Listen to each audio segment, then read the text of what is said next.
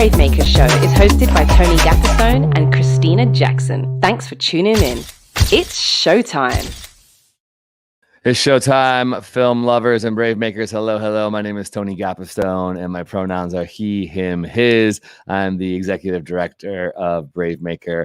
I love being a filmmaker and storyteller, and I love every week getting to talk to creators from all around the world about their projects. This week, this month especially, we are in a special time because it's our third annual Film Fest, which ironically is for the second time being held all online. But hey, we do what we do, and we got a special round of people for you to talk to today. I'm always with my co-collaborator in banter, Krystina Jackson. Hey, what's going on, Tony? I'm Krystina Ray Jackson. My pronouns are he, she, they, and I love that. Film lovers and brave makers. What's going on this Friday? We got a good show too for you film lovers.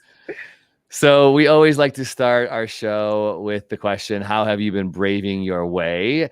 Because it only takes one little thing at a time to move your projects forward. So Krystina, how have you been braving your way toward your creative goals this week?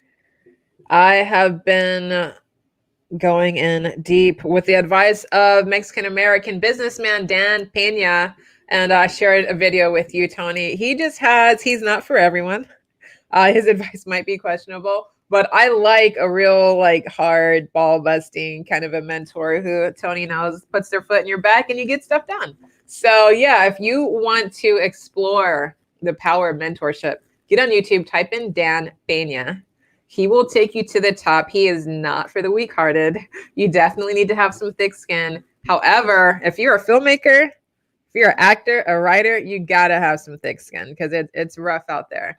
And he's solid. His advice is solid. You'll love it. You'll love it. Dan Pena. Okay, so that's a YouTube link. We'll put that in the show notes.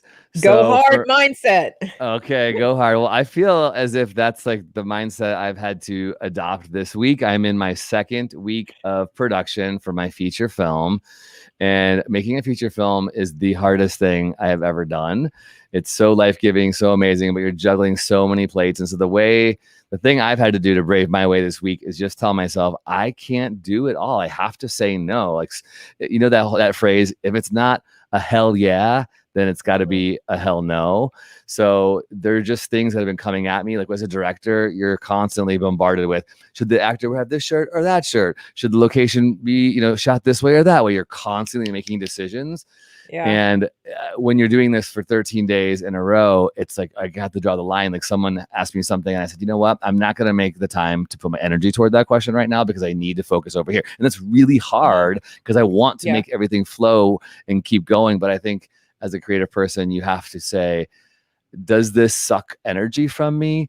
And there's going to be a reality of you have to have a lot of life-sucking questions and things to do. But I think if you can say, this is a no, or it's like, then it's going to be only help you progress your projects forward. If it's like, I don't know, it feels like I'm not so sold on it, then just say no. Otherwise, hell yeah, and do it, So that's been helpful for me. Either hell yeah or nope, not going to work. I don't want to be in between, right?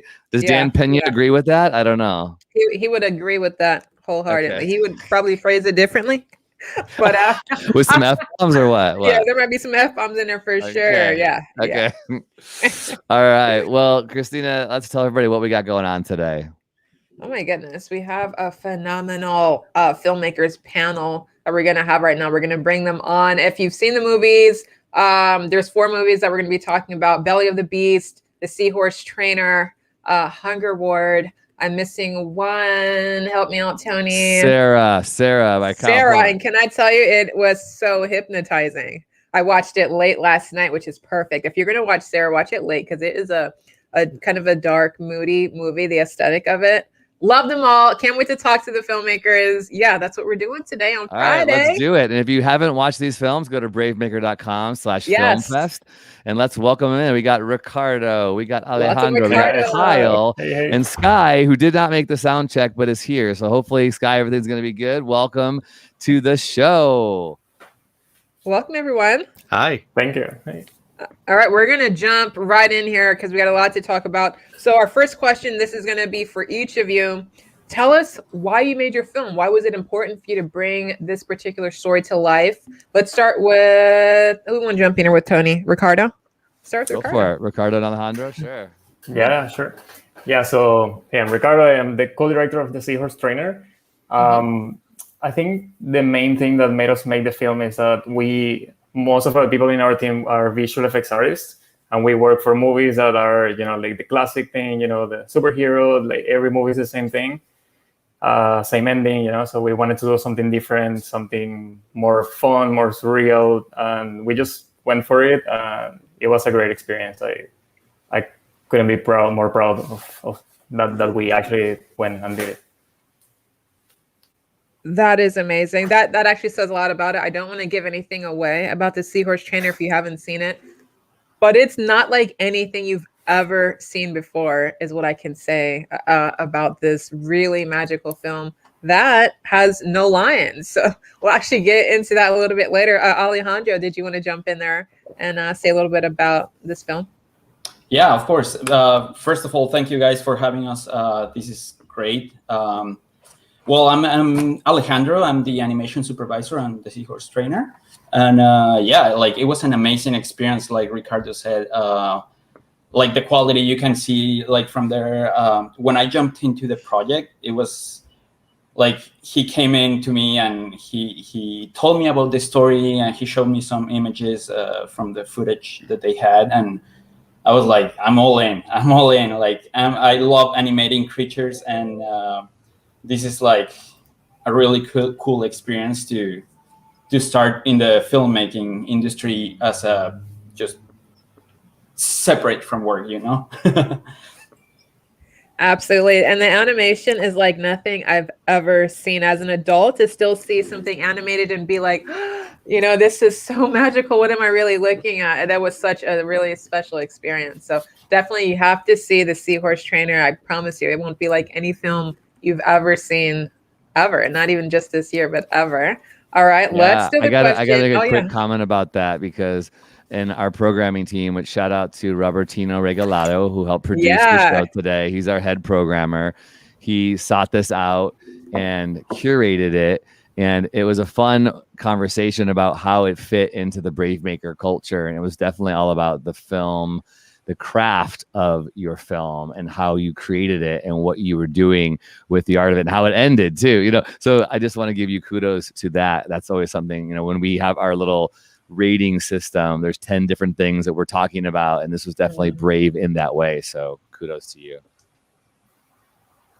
Definitely. Okay, Kyle, Sara was so hypnotizing. Please tell us a little bit about this story. Why did you make this film? Why did you want to bring this story to life? Well, when I made Sara, I was at kind of the end of my time as a student at film school in St. George, Utah. And the school I was at DSU, they were very hands-on my entire time I was there, and they let us have a lot of access to equipment and lighting and cameras. And it was really a great experience, great atmosphere to be around creatively with a lot of the other students. And I had just kind of been mulling over a lot of themes and ideas, and been throwing some ideas around with people I collaborated with before and on other projects. And I think it started out actually with, imagery. The imagery kind of then was the foundation that then I built the whole story around, and kind of began to ask myself, okay, this looks really cool. What does it mean? And the story kind of just came out from there. And I mean, it took about a year and a half to actually like write the thing and get it in a place where I was like, okay, I'm ready to start shooting this. And of course, there are themes, if you want to look a little deeper, maybe regarding like mental illness and just certain social issues. And it's only there if you want to look for it. It's not, the forefront. But I think that's part of what was important to me, was like, it can be entertaining, it can be spooky, it can be whatever you need it to be. And I think that's kind of what I wanted to accomplish with Sara. And I really hope, everybody who's seen it gets that from it. Kyle, you wore, yeah. Go ahead, Krystina. You wore so many hats for this film. I remember seeing the credits when it first started, and I was like, oh, and he did that. Oh, he did that. Yep. Oh, and he did that. Wow. So was that your intentions from the beginning, or did those responsibilities kind of fall to you? It kind of came from a half of just limitations and half of just at the time I was really pursuing, kind of making myself finding a path in what I wanted to learn at the school. And what I really followed and fell into was cinematography. So it really became, okay, this is a good way for me to showcase and practice my cinematography skills that I had learned throughout all 4 years at school there.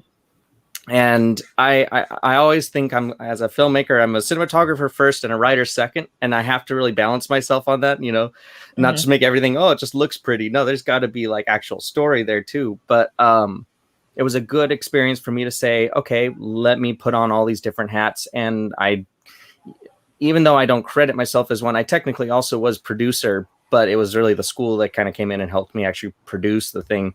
But then, directing, writing, editing, cinematography, as well as, doing the sound design and post, as well as color grading, color correction. Wow. All that was a process. It took a long time, but I'm really proud of the work. So, but that definitely on the next project, I want to actually have a crew. It would be nice. It's highly suggested. I know that's a good. We'll talk about learnings in the next segment. But yeah, You did a lot, man. That's a lot of work to do. And I met Kyle and his brother at the San Luis Obispo Film Festival years back when we had films in the same space. Yeah. And then your film was in our very first festival in 2019. That's right. Becoming Rich. Yeah. Yeah. So congrats on that. It's awesome. Thanks. All right. And Skye, welcome. I just realized, Skye, you have talked to way more cooler people than us. Looking at all the people, Trevor Noah's interviewed you, Judd Apatow, Mark Ruffalo. I was like, dang, we're following suit with these people. We'll do our best here, but welcome, Skye.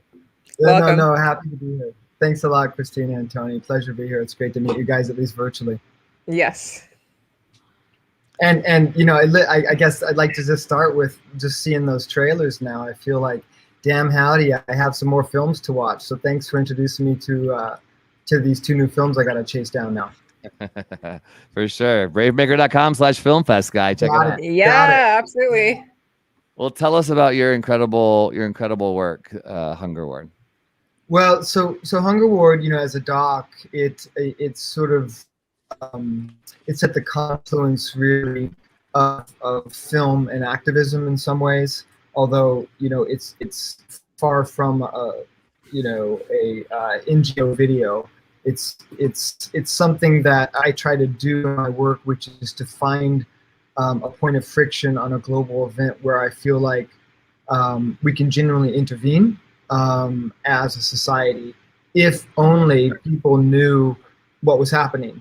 And HungerWard is one of those topics. I did it out of outrage primarily, because when I learned that our own government, was funding a blockade of Yemen that is directly causing the starvation of hundreds of thousands of children, I was outraged that our taxpayer dollars are funding that, our starvation in the modern era. And I thought, well, I'm not a politician. I'm not Bill Gates. I can't intervene in some ways, but I can at least intervene with my small toolbox as a filmmaker to make a project that I feel like will move the heart and hopefully motivate people to action. And so that was the starting point for me. I appreciate that so much. One of the reasons why I started BraveMaker was for that very reason. We believe stories create change. Stories create culture, and definitely we felt that with your film. And congratulations on your Oscar nomination and the work that you have accomplished in this story. I love that you talked about activism as a piece of the film, like why you were inspired to do it. So that makes me lead into our next question. We'll start with you, Skye. So what are the things that you learned making this film? Because we have a lot of our audience are filmmakers. Yeah. What did you learn that you would do different? Or what did you learn from this project that you will bring to your next? Something that you wish you did different or you absorbed into the space that is going to take you to your next project? Yeah. So I'm going to be just brutally honest here. So I have this process that I go through with each film where I literally take a, it's going to sound sad, but I take a Post-it note, and at the completion of every project, I write 5 or 6 things that I feel like I could do better, right? That I feel like maybe I failed in, or maybe I thought I could improve upon in some way, or maybe it was just an abject failure, some aspect of the project. And I take that Post-it pad and I write down those 5 things, and I literally stick it on my home office monitor, so I have to look at it every day. And that deeply motivates me to answer at least those deficiencies the next time I do a film, right? And so for HungerWard, I had 5 things from the previous project, Lifeboat, which is part of a larger trilogy, that I thought I could do better, that I thought I could improve upon. And I pulled that Post-it pad off my computer the other day, and I'd been able to cross out all but 1. And so I felt very fortunate in the process of making HungerWard that I was able to achieve that doesn't always happen. I guess the thing that I learned, though, more than those discrete items on that Post-it, was I learned that a global pandemic is an excellent time to edit. We were very, very fortunate that I spent about 8.5 months getting visas and doing all the pre-pro for the project, getting it set up, and then we received our visas to enter the country in December of 19, and we went and shot the film, and we came back almost exactly a month before the global pandemic sort of shut down international travel. And so we were very lucky that suddenly we had this pile of footage, right, just as the pandemic started. And we really tried to leverage that dark tunnel of COVID into editing the film, and it worked quite well for us. So I guess I'm just saying we were very fortunate from a timing standpoint. Yeah. The pandemic had some positives for us in regards to our time and space, that's for sure. It was good for us. It served us well, strangely. Well, thank you for the Post-it note. I'm a huge fan of Post-its and note cards. In fact, just outside of my backdrop, there's a whole thing of Post-its and things on the wall. I love that. And I'm already writing those down on my process right now for the film I'm doing. Yeah, good. My man. That's good. What about you? What about you, Kyle? Well, Jessica says, HungerWard was a reality check I think the world needs. Thank you for capturing and sharing in Skye. Jessica is one of our BraveMaker producers as well as one of our curators and programmers. Kyle, what about you? What did you learn from doing Sara that you're going to do different next time? I think the one thing that I really took from the process of making Sara, especially coming from the point of view where I technically was still a student when I made this, was about learning to learn. Like this is kind of echoing what was just said, like learning how to, look at what I've done and be like, okay, how can I improve? And I think one of the biggest things I found was all about prep. I did a considerable amount of prep going into Sara, and I wouldn't have been able to make this film if I hadn't done the amount of prep I did. However, there were so many things I ran into when I was in post-production, which post-production took about 2 years to finish because I was working on other things, keeping myself afloat while I was still putting this together. And I found myself running into issues where it was like, even if it was something as simple as like, oh, I didn't shoot this at the proper exposure because I knew that day I was really rushed. Little things like that, or I didn't get another take, and I really wish I had, to prep in the right way to not have to compromise.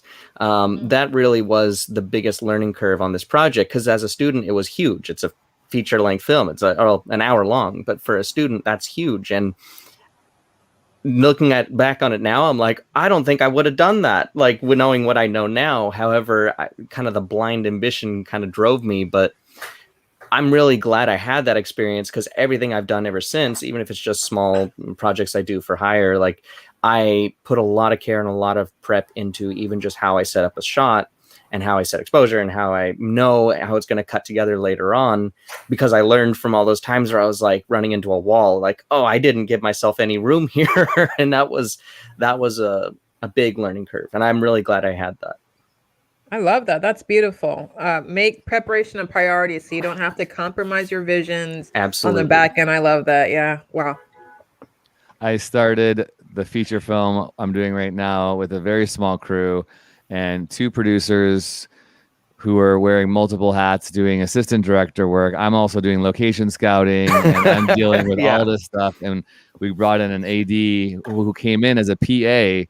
And on the 3rd day, he said, could I try my hand at the assistant directing role? I said, yes, you're it. That was the best thing. Yeah. And I totally echoed that thing about like, my mantra was, if I do anything on this film, I want to go with my gut. So if I feel as if I need another take, I gotta get it, because I so know that feeling of you're crushed for time and you're feeling insecure, and there, lunch is already there, but I go, nope, I gotta get what I want to get. So and those are really good. The wrong compromises to make. Yeah. Yeah, totally. Yeah, that's good. Thanks, Kyle. Yeah. What about you, Alejandro and Ricardo? So for us, this was our first short film, so it was a huge learning experience. So we learned pretty much everything since we didn't know anything before that. And I would say for me, I really learned how important it is to have the right people on your team. We were very, very lucky that everyone, like all the heads of departments, were super committed and very excited, and I think that made everything work. Like without that commitment, we would have never finished this film. It was a very ambitious process. We had over 100 visual effects shots. And I think that's another thing we learned. Even though we're visual effects artists, VFX takes a lot of work.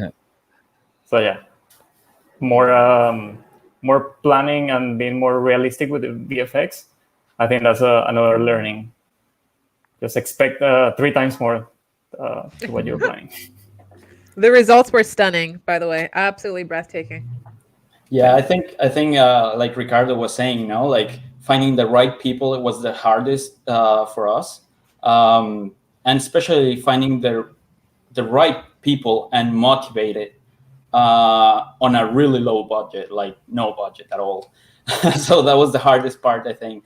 But seriously, like it was amazing artists with so much, a really good level of experience that everyone had, and even if they didn't have experience, they were really committed to learn and keep going, right? And I think it shows on the film that like the motivation that everyone put in there. I'll bet we could do a master class on team and finding the right people. All of us have probably learned a lot about that from maybe not selecting the right people early on, and how you navigate your way through that. Yeah, it's taken some time for me to get there too, but it's a good space to be. That's great. Cool. I want to jump back to talk about HungerWard. Can we just go over some calls to actions? Like, what can people do? Because I also, like I think many viewers are when you watch this documentary, was disgusted and outraged. So what can we be doing? Yeah, that's a great question, Krystina. And fortunately, there's a lot that we can do. You know, and that our impact campaign for the film continues to push hard to activate change, right? So there's two critical things. One is that here in the U.S., most people don't even know that our government is supporting something called the Saudi Coalition, which is bombing northern Yemen to smithereens. But it's also supporting a blockade over the country, both sea and air, that is leading directly to the starvation of children. And so it's political pressure that's going to alter that political calculus so that blockade is fully lifted. So that means we need to pressure our own government, because the United States has the most influence on Saudi Arabia, which enforces the blockade. So we need to contact our legislators, as well as directly contact the Biden administration to urge them to stop all unilaterally stop all support for the blockade. They can do that most easily by going to our website, hungerward.org, and we have a link right there that through our partner Friends Committee for National Legislation immediately pulls up your own legislators and allows you to write missives on a regular basis to convince them to change the political calculus. And it's already having an effect. But we need to push and push harder. People can also donate directly to the two clinics that we showcase and embed within the film. And there's a link there on our website as well, because we felt like it was really important for viewers, if they're moved by the film, to have a way to intervene directly in the lives of the families. So we've very carefully built a system, despite the fact that Yemen is a country in conflict, where those donations go through a 501c and support the two clinics that we show in the film to help treat the children who are currently in the clinic, as well as support the caregivers who sometimes aren't paid their salaries because of the war. If you're hearing this, if you're seeing this, go to hungerward.org, take action. Absolutely. Thank you for the instructions. A lot of times I think we feel like our hands are tied. Like, what can we do? We're so torn up about it, but it's like, what action can we take? And this is wonderful. Thank you, Skye. Well, you all, we know you have more projects in the works, I'm sure, and we want to give you an opportunity to tell people before we finish with our Brave Faves how to find you and what's next. Skye, why don't you go ahead and start? It's a great question. I'm still working on the social impact campaign for HungerWard, frankly, like we just talked about. I don't know if this is a good quality or a bad quality, but back to your refrain at the beginning, in order for me to engage as a director on a film, I gotta say hell yeah. I got with my entire soul, because everyone here knows how hard it is to make a film, right? Regardless of what genre or length, whether it's nonfiction or fiction, it's a really hard thing. And so if there's one thing I've learned during the course of my career, it's that I'm not gonna engage in another one until my soul is screaming hell yeah. And so that hasn't happened yet post HungerWard. So right now I'm just filling the gap with commercial work and helping colleagues. But I'll know when it hits me. Cool. That's exciting. That's Beautiful. A great mantra as well. Yeah. And you can find Skye at Instagram at spin_film. How about Kyle? What's next for you? Well, for me, I'm currently working on a new screenplay, a feature film, a drama. It is in collaboration with, I'll just say it's a big name. Right now, everything about it is very hush-hush kind of secret, but he reached out to us last year, and we're working with him to put together this screenplay based on a play that he wrote. And hopefully we'll be getting the project's feet off the ground sometime shortly here. So it's very exciting, as well as we just continue to do, my brother and I, Carlos, we run business called Super Image Ltd, as we have on our monitor right there. And along with doing short films and this feature, we do video work. And so we're constantly working with clients here in the Central Coast of California. And right now we're doing a music video. We've done some stuff for the local counties. So we're just working. We're just keeping that up. And yeah, so new film and more work, hopefully in the future. And you can, I think I put the Sara movie Instagram down there, and you can follow that for more updates on the actual film. I believe our Super Image Instagram is superimage_LTD. And as well as you can go to our website, superimageltd.com, and check us out. Fantastic. Ricardo and Alejandro.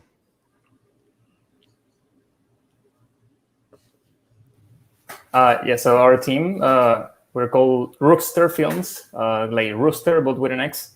We're developing a couple of projects. I'm particularly involved with a feature that we're like halfway writing it. It's we're also trying to do something a little bit more like useful and like leave a message to society this time, because last project was like just completely crazy and surreal.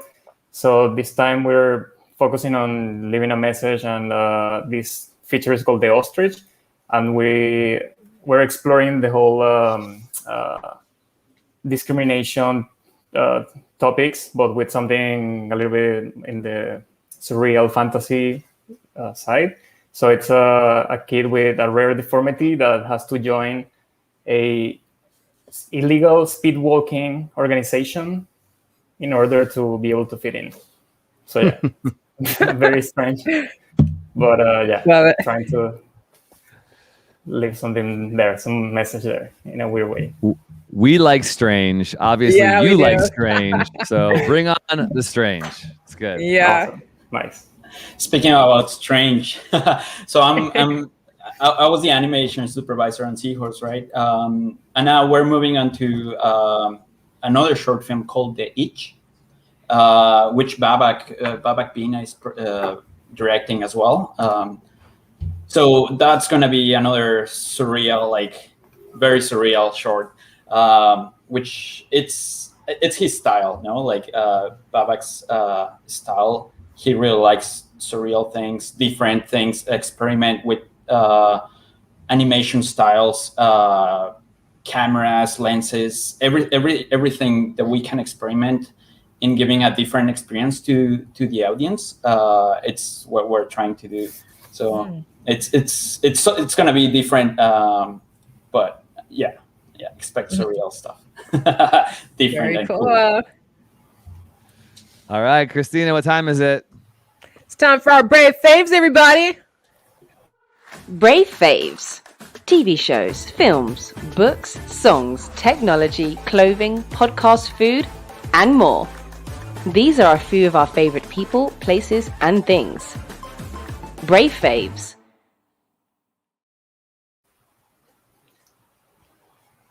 All Krystina, right. launch us in. So June is a fantastic month. For me, it's my birthday month. It's our BraveMaker birthday month. It's also Tony's birthday month. So I've been partying all month, and Fridays are especially a beautiful day to party. And so Friday vibes, I have selected a song by Jeremiah featuring Ty Dolla $ign. It's called Impatient. Definitely check it out. I'm glad Tony's not playing that soundbite because it's probably inappropriate. However, for adults only. And that's the way to kick off your Friday night.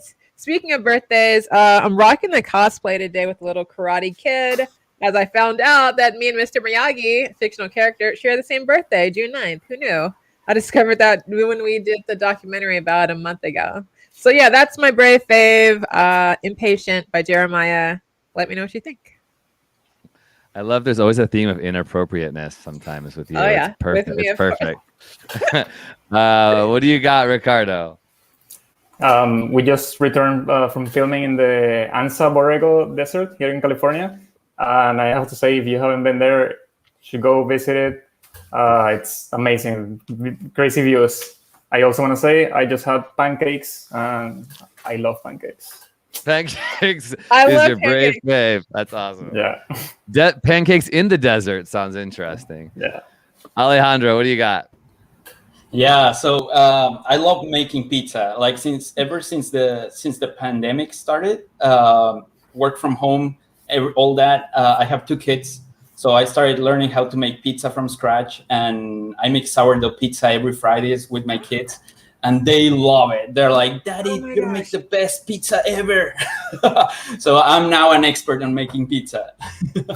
I love that. I don't think I've ever heard of a sourdough pizza, right? Me either. Oh. I have never heard of a sourdough pizza. Friday night's pizza night for us, so sourdough will have to be on the menu someday. That's good. Exactly.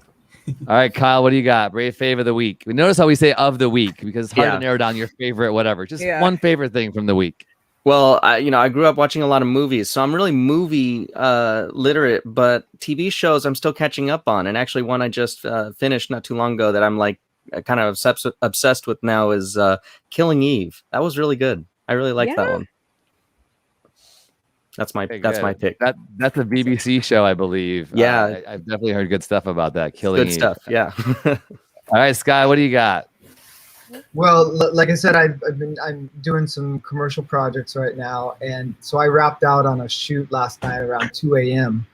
and found myself in a Motel 6 eating cold pizza with an NBA game on replay, right?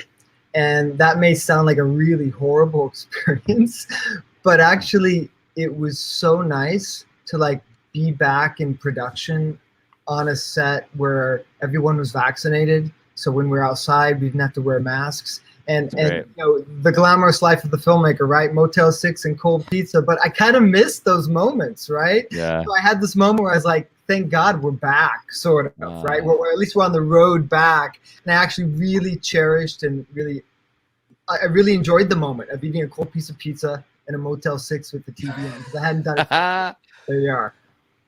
That's great. Everyone's gonna go out and find their cheapest cold pizza and the cheapest motel and just soak it in. It's the filmmaker life. Well, my brave fave is I might be behind the times, but I found this little smart bulb thing, you know, that you can have a Bluetooth app and you can change the color of it whenever you want. So I just put it in my studio right now. I'm rocking the pink up there, and you can, you know, just change the color for whatever you want. Just like a, you know, it says G&E smart bulb. I love it. It was kind of pricey. It was $20, but it makes me come into my studio and feel like, what am I feeling? Am I feeling pink? Am I feeling bright? Am I feeling dark? I love it. I can change the color of my studio like that. It's awesome. I used one of those on Sarah, actually. Did you? Okay, cool. Did you use the hue lighting?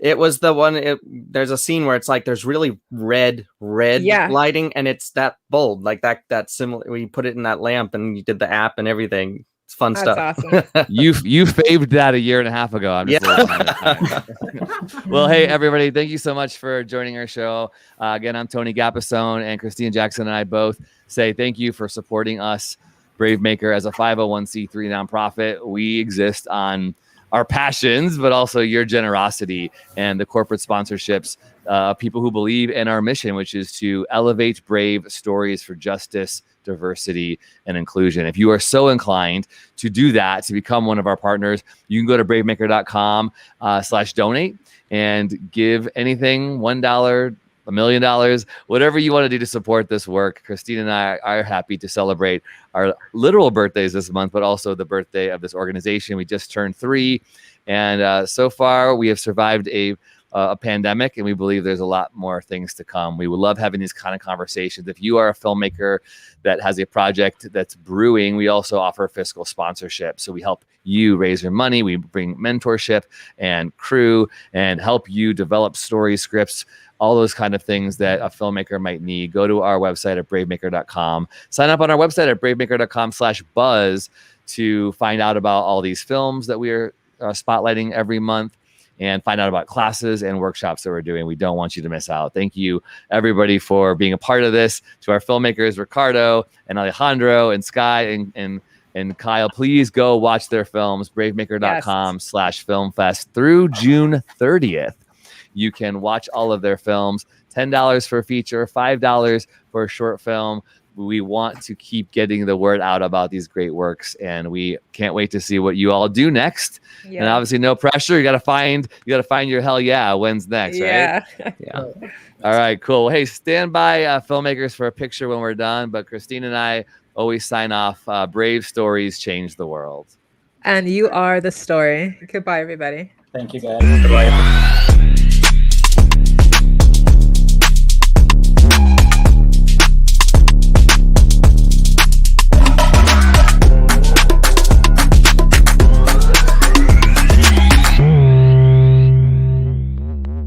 Follow us on Instagram, Twitter, YouTube, and Facebook at BraveMaker.org.